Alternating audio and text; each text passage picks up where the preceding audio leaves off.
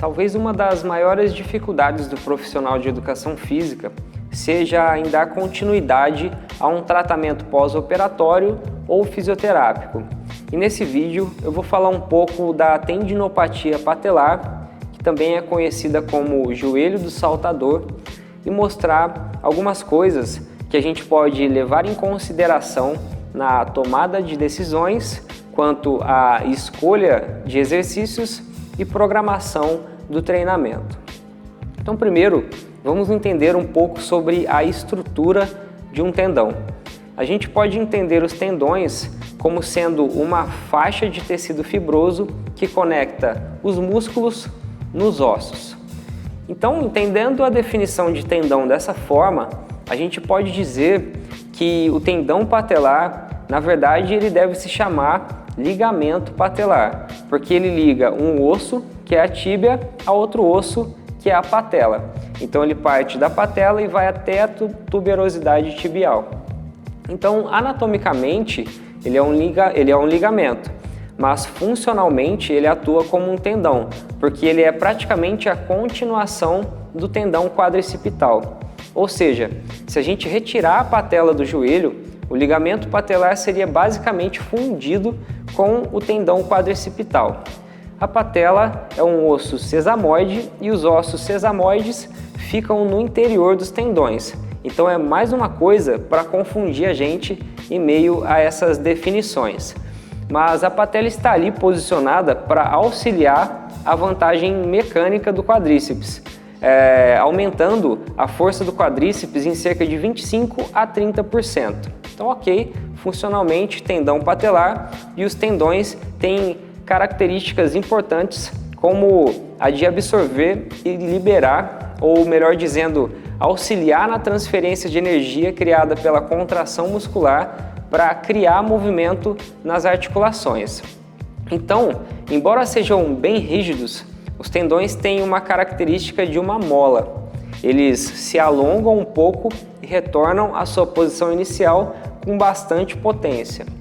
E assim como os músculos, quando treinam e se degradam, o mesmo acontece com os tendões. Eles se degradam e precisam de um tempo para se regenerar. Nos tendões, o processo de regeneração é controlado pelos tenócitos, que são pequenas células que estão dispersas nessas fibras alinhadas de colágeno tipo 1, e esses tenócitos reagem às forças e sobrecargas impostas no tendão e adaptam a composição celular do tecido de acordo com essas forças e sobrecargas. E aí, dependendo de uma série de fatores, como a intensidade do seu treinamento, algum medicamento que você toma, se você tem ou não diabetes e dentre outros fatores, o seu corpo terá adaptado o seu tendão a um determinado ponto de força, que pode ser chamado de nível de tolerância de carga.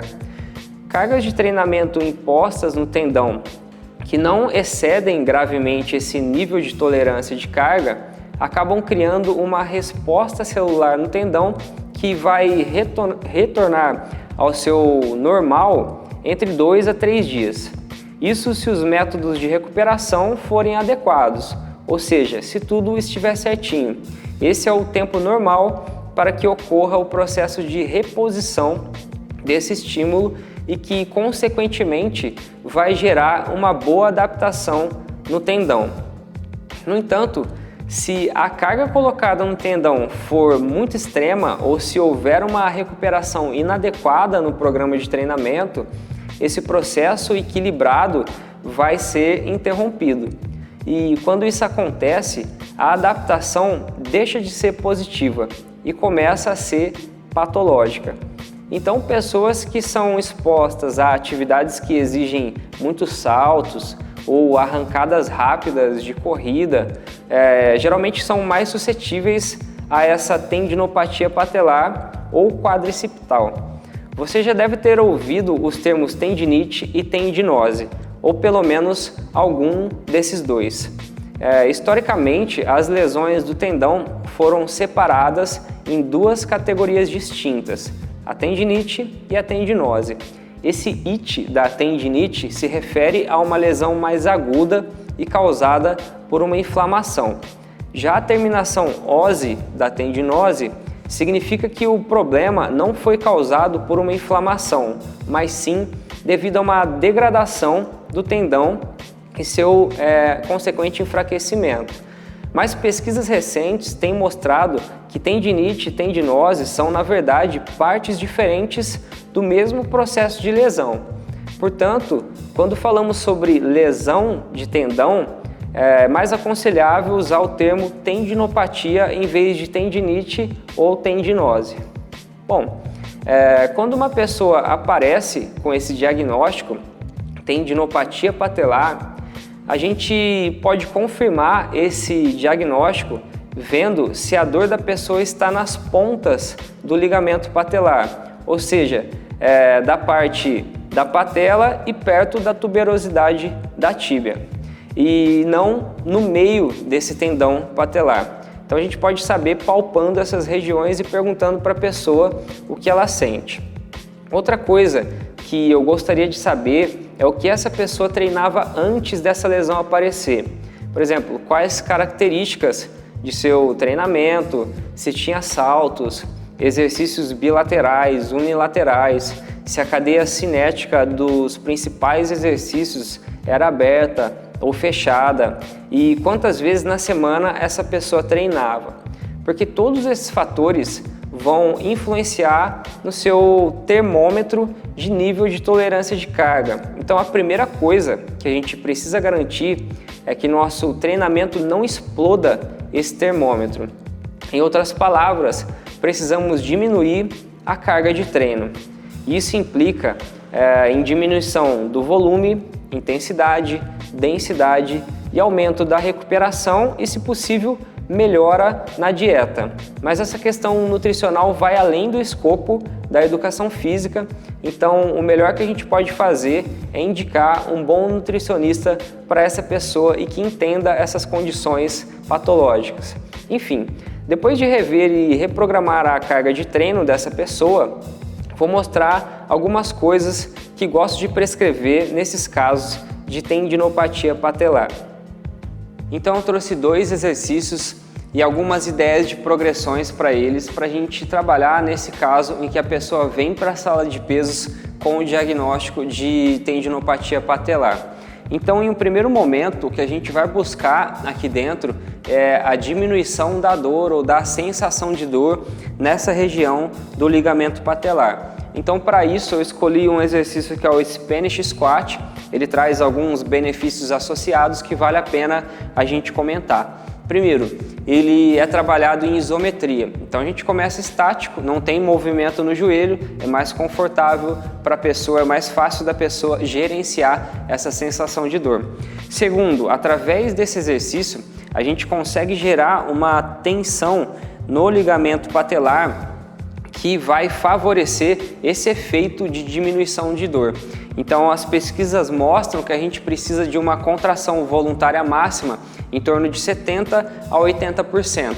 Então não basta a gente, por exemplo, só encostar lá na parede e ficar em isometria, que a gente não vai criar a tensão necessária para que o nosso sistema nervoso entenda que ele precisa diminuir a dor ali. E através do Spanish Squat a gente consegue fazer isso. Para fazer esse exercício é bem simples, a gente vai precisar de uma super band, de preferência até aquelas mais grossas, tá? E a gente vai prender ela em um rack ou em algum local na altura aproximada aqui da nossa tuberosidade da tíbia.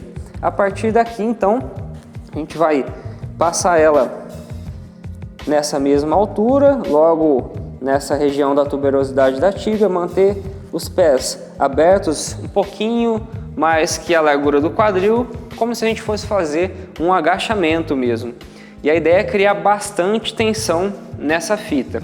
Então, a super band ela vai puxar o meu joelho para frente. Para o meu joelho não ficar nessa posição, eu já vou precisar criar uma certa tensão nos meus quadríceps. E isso aqui então já começa a dificultar o exercício, a gente já começa a gerar tensão aonde a gente quer.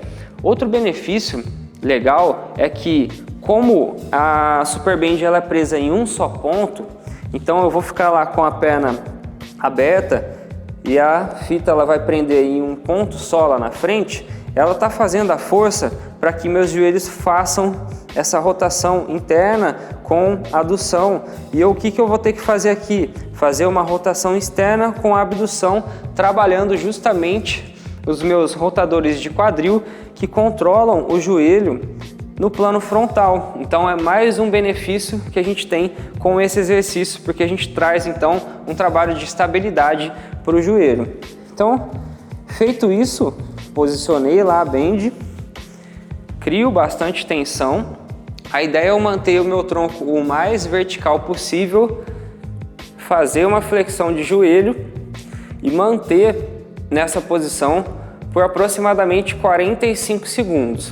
E aqui você pode pedir para que a pessoa faça outras angulações também para ir trabalhando, mas sempre manter então na posição por 45 segundos.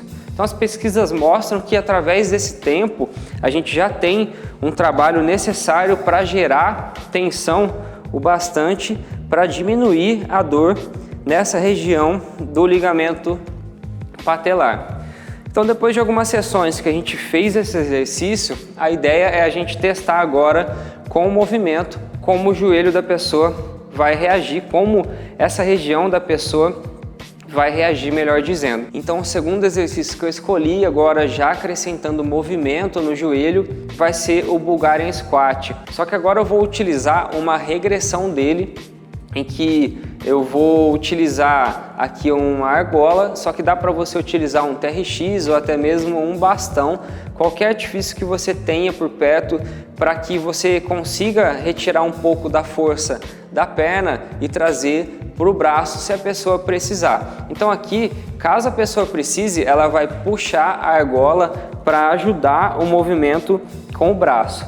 Então eu vou deixar meu pé apoiado no step e vou descer bem devagar. Então eu dou essa dica para a pessoa, para ela descer bem devagar. E aqui a gente já tem uma posição interessante desse exercício, que é essa canela inclinada, tá? É muito comum às vezes a pessoa se posicionar para fazer o Bulgarian Squat e deixar a canela assim, ó, na vertical. Só que o que acontece com essa tíbia aqui na vertical? A gente vai ter que fazer uma inclinação e subir. E essa inclinação pode gerar um desconforto para a pessoa lá no joelho. Então por isso que eu fico bem longe da argola. A própria argola já me força a inclinar o meu corpo aqui para frente. E a partir daqui eu tenho mais controle na postura do exercício. Então, qual que vai ser a ideia aqui? Dar ênfase na fase excêntrica. Então você pede para a pessoa descer bem devagar, mais ou menos 3 segundos para descer e 1 segundo para subir. 3 segundos para descer. Se a pessoa precisar, ela puxa mais a argola e consegue então controlar um pouco da tensão gerada lá no ligamento patelar. Então, se a pessoa fizer bem essa versão com o auxílio, você pode tentar trabalhar sem esse auxílio, somente com o peso corporal. Então, a mesma dica, mantém o tronco inclinado para a gente ter essa canela inclinada, para não precisar fazer esse pêndulo antes de subir. Então, a partir daqui, eu faço agora com o peso corporal sem auxílio. Mantenho essa ênfase na fase excêntrica, descendo bem devagar e subo mais rápido. E aí, se a pessoa evoluir, você pode adicionar sobrecarga e trabalhar com mais intensidade. Procura sempre enfatizar essa fase excêntrica. E por que eu escolhi o Bulgarian Squat e não um agachamento? Embora pareça mais difícil, esse exercício ele traz menos compressão para o joelho do que um agachamento, por exemplo, um goblet squat ou um agachamento com barra. Então eu prefiro, nesses casos de tendinopatia patelar, partir para o exercício unilateral e principalmente esse Bulgarian Squat, porque a gente já tem uma comprovação de que ele traz menos forças compressivas para o joelho, o que vai ser muito interessante nesse primeiro contato aí do praticante com sobrecarga. E aí depois que ele chegar a um certo grau com esse exercício, você pode pedir para ele testar novamente as atividades que ele fazia, principalmente atividades que tem salto ou corrida, porque geralmente são as que mais vão trazer esse desconforto da dor lá da tendinopatia patelar. Então, depois de um certo tempo, você testa com essa pessoa, se ela consegue já voltar nas suas atividades normais, provavelmente depois que você adicionar a sobrecarga, ela vai conseguir voltar aos seus treinos normais e aí sim você pode acrescentar exercícios bilaterais e outras coisas que ela já vinha fazendo. Espero que esse vídeo tenha te ajudado. Caso você tenha curtido, não esqueça de deixar seu like, deixe também um comentário, vai ser um prazer trocar ideia com você. Até a próxima!